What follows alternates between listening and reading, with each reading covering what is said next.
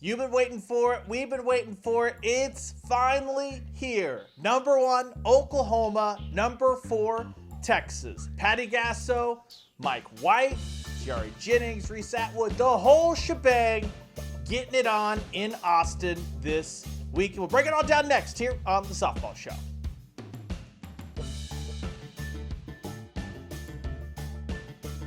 Welcome in, Ryan Chapman here for the Softball Show. Can't wait for this one. Oklahoma and Texas, the Red River rivalry, the two SEC-bound powers headed out after one last series in Austin. I'm headed down. I'll be on hand.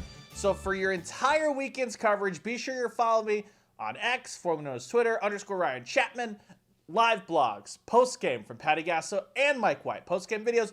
All of that will be up there. So just head over there, follow along all weekend long as the Sooners take on the Horns. And the biggest question headed into this week was going to be Oklahoma firing on all cylinders. Jada Coleman, reigning National Player of the Week, reigning Big 12 Player of the Week. Jerry Jennings, Sydney Sanders, Alysa Breo, everybody, Riley Boone, rocking and rolling. What is happening with Kinsey Hansen?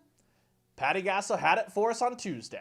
Just wanted to slowly bring her in. She felt pretty good swinging, so I gave her that opportunity. I gave her one at bat the first day. I think I turned her in to the DP on one of those days as well. I wanted to give her maybe one inning just to see what it looked like in a real game instead of throwing her into Texas. She's ready to go. She's ready to go, so you will see her back there again. Tuesday was also the first time we actually got to talk to Kinsey Hansen since she tweaked her knee, as Patty Gasso labeled it, down in Lubbock. I asked her a couple things. First off, what was the thought process? Did you think back to 2022, all that? But then also, we saw Kinsey Hansen slowly ramp back in across the 3-game series of Lawrence. A couple of pinch hit opportunities where she then was able to run for herself. Then she starts Saturday's game as the DP, catches that final inning on Saturday. For a veteran is decorated as Kinsey Hansen, how much does catching one inning actually to help? Asked all that to her on Tuesday. When it did happen, I was a little bit scared. It is my last year, so initially the fear was the first response, but I'm a lot more mature than I was back then, so it was a lot easier for me to just take it as it comes, going day by day. We're just stacking good days, trying to be back 100% as quickly as I can, but also allowing it to heal so that I'm ready for this coming weekend and the future. But I would like to say that I'm really proud of Riley Ludlam, and I'm really, really grateful for her because I am confident in her abilities, and I was confident in her abilities, and it allowed me to rest and be able to do my rehab and get everything situated. So I'm just really grateful for her. Catching for me is kind of like riding a bike.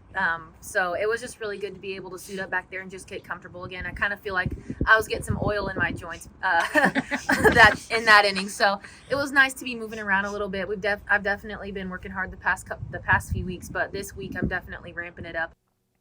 Of course, it's a unique weekend. It's the one time a year Oklahoma hits the road and has a truly hostile environment every other year. Usually Bedlam or OU Texas. Alysa Breo has thrived in this environment. Couple of good showings. Once as a true freshman at Oregon during regional play. In 2022, she had a big home run. Talk to Alysa Breo about what it's like to play in that atmosphere and why it brings the best out of Oklahoma. I love playing at Texas, at OSU, because I think these are like the most fun games. And LSU last year was a good example of that. I think it only makes us better because, like you guys have all seen, we have like home crowds everywhere, which is impressive, and we can thank Sooner Nation for that. But I think it makes us better knowing that everyone else is against us because it challenges us to step up and bow up. So we're always excited for those environments. I think that's when our greatness shines out more. So again, I think playing in Austin is really fun, and they're a great team, so it's going to be a good series. Texas brings a lot to the table. Number 2 in the country in batting average, just a tick behind Oklahoma. Top 5 in team ERA, also one spot behind Oklahoma. You look at what the Horns have done. 5 arms that they'll throw, all have 10 appearances, all have a sub-2 ERA. Flip over to the batting lineup, hit for average. Reese Atwood is the real power hitter, but every member of this Texas lineup can run. Talked with Patty Gasso about just the threat that poses and how much Oklahoma, how much have they bit off getting an extra day because there was no game on Easter Sunday, obviously, but How important was that as Oklahoma prepares for the Longhorns this weekend? I think handling their pitchers, they have a lot of different looks. They got a really good freshman that's throwing well. We've seen the other arms, but they're always tough to hit. I think our pitching staff is going to be a big part of this as well. I think if we can keep the ball in the park, we can do some really good things. We have such good outfielders with great arms that can cut people down at second. We've got to watch their short game. They like to lay down bunts a lot. They do have a lot of speed, and they'll run when you least expect it. So when we work on them, we're just high alert when we're at practice. We're running people, we're moving people, we're trying to simulate the best that we can. It's tough to get base runners on against them, so if we can turn some of these tough at-bats into walks, that really, really helps us, especially if we can move that runner into scoring position.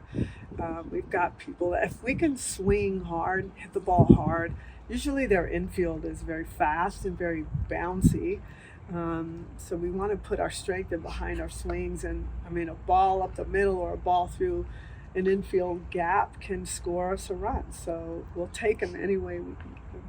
We're just really diving in and looking at their pitching staff and where we might take advantage of some things. I feel like we hit the ball hard, we're going to have some good success and shut down their running game. They like to run. They get on. I mean, they had 6 or 7 hits. They were on base. They just couldn't put anything together. So you can look at Oklahoma State's game, and they threw very well. They played very well. But you got to know what your pitching staff looks like and how you can frame that against Texas. So we're working still. They'll get it going Friday night, 5:30 p.m. That one's on ESPNU. Saturday night, it gets graduated up to ESPN.